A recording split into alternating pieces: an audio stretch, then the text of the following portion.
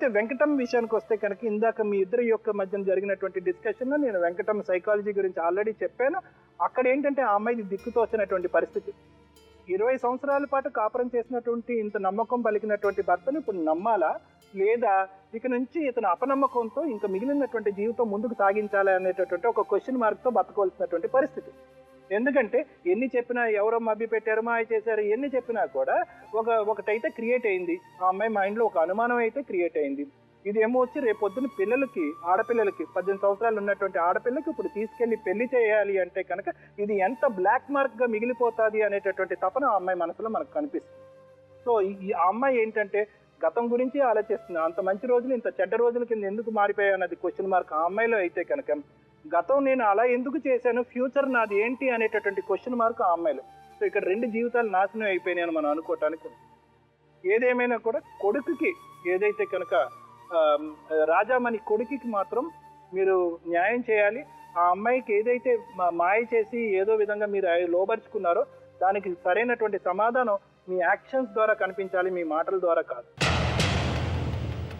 Madam ఇక్కడ డబ్బుతోటి ఒక minor అమ్మాయిని బాహాటంగా తన కోరిక తీర్చుకునేడానికి ఒక ప్రక్రియను ఏర్పరచుకోవడమే ఈయన చేసిన ఒక్కొక్క తంతు అని అనిపిస్తుంది. ఎంత బాధగా అనిపిస్తుందంటే ఒక జంతువులనన్నా దేన్నైనా కూడా ఒక వెలకట్టి ఎలా అమ్మేస్తారో అలా కన్యాశుల్కం పోయింది అదే అని అంటారు. కానీ మేడం ఇది చదువుతున్నప్పుడు నాకు అంత బాధ అనిపించింది. ఒక ఒప్పంద పత్రం ఏంటి, మీరు ఇందాక మేడం తోటి ఎన్ని అబద్ధాలు చెప్తున్నారంటే అబద్ధాల మీద అబద్ధాలు, దానికి అంతు లేదా అని అనిపించింది లోపల నుంచి మాకు వింటుంటే. ఇందాక మీరు ఏమన్నారు, బలవంతంగా పెళ్లి చేశారు అని అన్నారు. బలవంతంగా ఆవిడ పెళ్లి చేశారు అన్నప్పుడు మీరు ఒక కంప్లైంట్ ఇవ్వచ్చు. ఆవిడ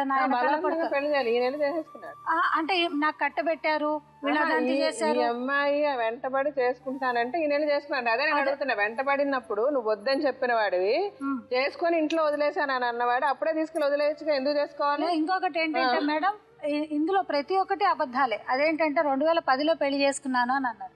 2010లోని అమ్మాయి చెప్పింది. కానీ ఇక్కడ ఒప్పంద పత్రంలో ఏంటంటే 2012లో. ఆ 2012లో ఇంకొకటి ఏంటి ట్రాన్సాక్షన్ తెలుసా అంటే మేడం, మీకు అది చెప్పలేదు. వాళ్ళు 50,000 ఈ అమ్మాయి పేరు మీద బ్యాంకులో డిపాజిట్ చేస్తారు. అండ్ ఆ 50,000 అనేది ఇందాక అడిగాను నేను. 50,000 పని మీరు అమ్మాయి పేరు మీద ఏదైనా అంటే ఎక్కడైనా ఆయనలో నిజాయితీ ఏదైనా కనబడుతుందో పోనీ 50,000 అంటే అది కూడా అమ్మాయి పేరు మీద బ్యాంకులో ఏం డిపాజిట్ చేయలేదు. ఇంకొకటి ఆయనకి ఎంతమంది పిల్లలు అంటే ఇందాక నుంచి మీ దగ్గర ముగ్గురు అని అన్నారు. కానీ ఇక్కడ 2 పిల్లలే అని రాశారు మేడం. అంటే ప్రతి ఒక్క దాంట్లో కూడా నాకు 2 పిల్లలు ఉన్నారు. ఒకవేళ నేను కానీ నా మొదటి భార్య పిల్లలు ఏదైనా నీకు ఇబ్బంది పెడితే 5 lakhs అనేది నేను నీకు కాంపెన్సేషన్ ఇస్తాను అని చెప్పేసి కూడా ఇందులో రాశాను. పెళ్లి తర్వాత పెళ్లి ముందా? పెళ్లి తర్వాత అంటే ఈ అమ్మాయి చెప్పిన దాని ప్రకారం ఏంటంటే 2010లో పెళ్ళయింది అని అన్నారు. మళ్ళీ 2010లో పెళ్ళయినప్పుడు మరి 2012లో ఈ ఒప్పంద ఏంటో కూడా ఇంట్లో ఖర్చు ఎప్పుడు కూర్చుండాలి అన్నట్టునే ఉంటుంది. మేము భయం బట్టి వేరే ఊరికి పోయినాం. ఇక్కడ ఇంటి కమ్మరిపల్లి ఉండలేము, ఎప్పుడు వచ్చి ఇంట్లో వస్తుందని. వచ్చి ఏం చేస్తుంది? ఇంట్లో నచ్చి ఉంటూ కొట్టుడు తందుకే రాడు ఎవడు. స్టేషన్కి పోతే అమ్మ బండ బూతులు, మా మామయ్యలు ఉన్నారు వాళ్ళ ముంగట, ఇక అమ్మ చనిపోవాలా, బీపీ డౌన్ అయ్యి 60 అయింది అన్నాడు. హాస్పిటల్ తీసుకొని పోయేసరికి బయట స్ట్రెచ్చరు డాక్టర్ అందరు రాత్రి 10 రాత్రి అమ్మ నేను ఒక్కదాన్ని పట్టుకొని పోయినా. ఎంత బూతు మాటలు అంటే అవి బోళ్ళు కూడా అన్నారా అట్లాంటి మాటలు. అంటే ఇప్పుడు మీరు ఏం కావాలనుకో, ఇప్పుడు మీ ఆయన ఏమంటలేదా? కాదమ్మా జరిగిపోయింది. మీ ఆయన ఏమంటున్నాడు? అతను మంచోడు ఎదిగి ఇవన్నీ కథలు జరిగి. మంచోడో చెడ్డోడు అతను ఏమంటున్నాడమ్మా? ఇప్పుడు ఏమంటాడు? మీరు ఈ అమ్మాయి చెప్పినట్టే వినాలంటున్నాడా, లేకపోతే మీరు వద్దంటున్నాడు? ఏమంటున్నాడమ్మా మీ డాడీ? ఏమనట్లేదు, అసలు మాతో కాంటాక్ట్ లో లేదండి. మీరు మాట్లాడడానికి ప్రయత్నించారా? మీరు వెళ్ళి అడిగారు? వీళ్ళిద్దరు అలా వెళ్ళిపోయారు కదా, అప్పుడు నాకు ఫోన్ చేసేవాడు, మాట్లాడేవాడు బాగా, నేను కూడా మాట్లాడేదాన్ని. అయితే ఒక రోజు అమ్మకి మనీ టైట్ అయింది, హాస్టల్ ఫీ నేను ఇవ్వాలి, ఆ డేట్ అయిపోయింది ఆల్రెడీ. ఆంటీ వాళ్ళు అడిగితే నేను అన్నా మనీ ఉంటే పంపించు అమ్మకి టైట్ అయింది అని. అప్పుడు ఫారిన్ లో ఉన్నారు, పంపించు అని అంటే ఇక్కడ నాకు పాయిజన్ కొనుక్కొని తాగుదామన్నా డబ్బులు లేవు, నీకేం పంపాలి అన్న. మరి నువ్వెందుకు తాగుతావు, మాకే మేమే తాగుతాం పాయిజన్ అని నేను అన్నా. నేను అలా అన్నందుకు ఆయన నన్ను ఏమని బ్లేమ్ చేశాడంటే నన్ను చచ్చిపోమంది నా పెద్ద కూతురు అని బ్లేమ్ చేశాడు. ఇంకా అదే లాస్ట్. అంటే ఇప్పుడు ఆవిడని పెళ్లి చేసుకొని వెళ్ళిన తర్వాత మీకు ఇంకేం డబ్బులు పంపించలే? అది 3 సంవత్సరాలు ఎన్నాళ్ళైంది? 3 సంవత్సరాలు 3 సంవత్సరాలు. ఇప్పుడు మీరు ఎలా మరి అమ్మ తాత పెద్దమ్మే చూస్తున్నారా? అమ్మమ్మను తాతనే చూస్తున్నారు. సో ఇప్పుడు అసలు ఊరి నుంచి వచ్చాక మీతో అసలు మాట్లాడలే, మీరు ఏం చేస్తున్నారు ఏంటి, ఇప్పుడు ఇంకేం అడగలేదు? ఎప్పుడు లేదు. ఆవిడకి పిల్లలు ఉన్నారా? ఒక పాప. ఇప్పుడు ఒక పాప. పాపకి ఎంత వయసు? ఏమో తెలియదండి. తెలియదు. సరే ఇప్పుడు మీరు ఏం చేయాలనుకుంటున్నారమ్మా? ఏం చేస్తే బాగుంటుంది అనుకుంటున్నారు? నా పిల్లల పరిస్థితి ఏంది? నేను ఎక్కడికి పోయినా మరి నువ్వే ముందు రావాలా, మామనే పోతుంది, నువ్వెందుకు రావాలంటే నేను ఎట్లా పోవాలా? వీళ్ళకి పెళ్ళిళ్ళు ఎట్లా కావాలా? నేను ఎందుకు ఇంకా బ్లేమ్ అవడనే నేను ఊరుకున్నా ఇన్ని రోజులు. అది సరే అమ్మా, ఇప్పుడు మీరు ఏం కావాలనుకుంటున్నారు అంటే ఏం చేద్దాం అనుకుంటున్నారు? ఇంత ఘోరంగా మమ్మల్ని బ్లేమ్ చేసినాక ఇంకా మాతోని ఎవరన్నా మంచి మాట మాట్లాడినా కానీ కూడా నీ కాళ్ళతో సంబంధం, వీళ్ళతో సంబంధం అంటే నాకు ఎంత ఇంకా. ఇప్పుడు నేను సంబంధం ఎప్పుడు అన్నాడు? అప్పట్లోనే. ఇప్పుడు శేఖర్ ఇప్పుడు పేపర్లు మీరు చూసిండు కావచ్చు, అవి రాసిండు ఆయననే. ఆయనకి ప్రతిసారి ఫోన్ చేస్తా, శేఖర్ నా బతుకు ఇట్లా అని అంటే నీకు ఇక్కడే ఉన్నాడు కదా అని అంటాడు. అంటే ఇది మీ గొడవలు అయిన తర్వాత ఈమె చేసుకున్న తర్వాత ఆ మాట అనడం మొదలు పెట్టారు అంతేనా? అంతే. అంతకు ముందు కాదు? అంతకు ముందు లేదు. వాళ్ళన్నా ఇప్పుడు మా కన్నడంలో లేరమ్మా, ఎవరన్నా పిలిస్తే తప్ప. ఇప్పుడు అది మా మేనమ్మ వాళ్ళకు ఫోన్ చేసి ఏమంటారు, పిల్లల పెళ్లిలకు మీరు నిలబడితే ఆ పిల్లలు మీకు పుట్టినట్టే. మీకు పుట్టినట్టే? మీకు పుట్టినట్టే. ఆ పిల్లల పెళ్లిలకు నిలబడద్దు మీరు. మరి ఎవరు నిలబడతారంట? ఆడు అతనే టెంట్ వేసుకొని పిల్లల పెళ్లినప్పుడు కుర్చీలో కూర్చొని నేను ఉంటా, ఓళ్ళు రావద్దు, ఓళ్ళు వచ్చిన మర్యాద ఉండదు, ఓళ్ళు వస్తాడో చూస్తా, ఓడొస్తాడో చూస్తా. ఇప్పుడు 22 ఏళ్ళు వచ్చినాయి అమ్మ, ఇలా పెళ్లి అన్నా నేను అడిగి కూడా. ఇప్పుడు ఏం చేద్దాం అనుకుంటున్నారు చెప్పండి, ఏం మాట్లాడదాం అతనితో, మీరు ఏం చేయాలని అనుకుంటున్నారు? నేను వాళ్ళ ముఖం చూడ.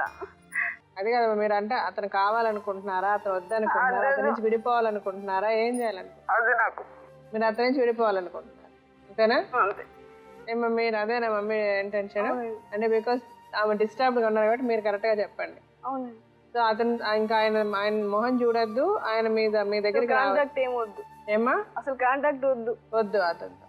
ఇన్ని ఏళ్ళ పిల్లలు ఎందుకు ఇప్పుడు ఎట్లా ఉంటాయి, వీళ్ళు ఎట్లా చేయాలమ్మా, వీళ్ళు ఎట్లా, వీళ్ళకి ఏం చేయాలన్నారు ఓకే లేదు. 3 సంవత్సరాలు అయిందండి మమ్మల్ని చూసి. ఇప్పుడు ఎందుకు వచ్చాడు మేము కావాలని, అప్పుడు రానివాడు. వీళ్ళు మాకు ఫోన్ చేశారు కదా జీతాలు, వాళ్ళు ఫోన్ చేసినప్పుడు మరి ఏమని కంప్లైంట్ ఇచ్చిందంటే, మా భార్య నా పిల్లల్ని చూడనిస్తలేదని అంటే, ఎందుకు చూడనిస్తలే నీళ్ళు అడిగిందట. అడిగితే నేను ఒక ఆమె చేసుకున్నా అందుకే చూడనిస్తలే అంటే, మరి నేనన్నా అతను ఆమె ఎవరు అని మీరు అడగాలంటే అడగలేమమ్మా, అది ఎంత మేము ఎందుకు అడుగుతాం, ఇంకొక ఆమె చేసుకుంది కాకోపంలోనే మీరు చూడనిస్తలేరేమో అనుకుందా అని ఆయన అంటున్నాడు. సరే ఇప్పుడు ఆవిడ మీ అక్క పేరేంటమ్మా? తిరుమల. తిరుమల. సరే ఫస్ట్ ఆవిడని పిలుద్దాం, ఆవిడని పిలిచిన తర్వాత ఆయన పిలిచి అసలు అడుగుదాం, ఎందుకు చేస్తారని అడగాలి. మనం కలిసి ఉంటామో లేదో మన ఇష్టం. తర్వాత రండి.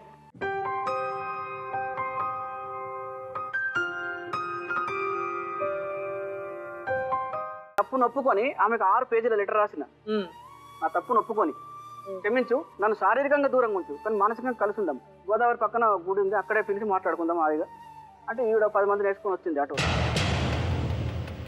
మీరు ఇంకొక ఆమెను పెళ్లి చేసుకుంటానంటే ఆవిడ 10 మందిని తీసుకురాకుండా ఒక్కతే వస్తుందా? ఇంట్లో ఒక స్థానం లేనటువంటి ఒక వ్యక్తి సమాజంలో బయటపడినప్పుడు సమాజం ఎటువంటి గౌరవం ఇస్తుంది? ఇవ్వదు. పెళ్ళయింది, విడాకులు అయిపోయింది, ఇంట్లోంచి బయటపడింది కాబట్టి క్యారెక్టర్ లేదు. సో ఇటువంటి లేబుల్ ఆ అమ్మాయి మీద పడింది. లీగల్ నోటీస్ కూడా ఇచ్చింది. బేసింగ్ మీరు వాళ్ళకి ఇచ్చారని చెప్పి ఇందులో రాస్తుంది. బేసింగ్ ఆన్ దిస్ ఆమె మీద కూడా 494 అని అంటే మీరు రెండో వివాహం ఒకటమ్మా మాట్లాడి రేపు పొద్దున కోర్టులో ఇట్లా మాట్లాడగలుగుతారా? మీరు మీకు అర్థం కావట్లేదు, మీరు చేసిన నేరానికి ఏమేమి శిక్షలు మీరు రేపు పొద్దున అనుభవించగలుగుతారో. ఏ కవిత్వం యొక్క పైత్యమో అర్థం అవుతలేదు నాకు మీది మాట్లాడేది. వెళ్ళాను వదిలి ఇంకొకరికి ఎందుకు పిల్లని కన్నావు? అది అక్కవనివి చెల్లవనివి ఎందుకు అన్నావు? కూర్చోబెట్టి మాట్లాడాను మేడం, అప్పుడే వాళ్ళు నన్ను ఒప్పుకోకుండా చేసేది ఉండే. నీ బుద్ధి ఏమైంది?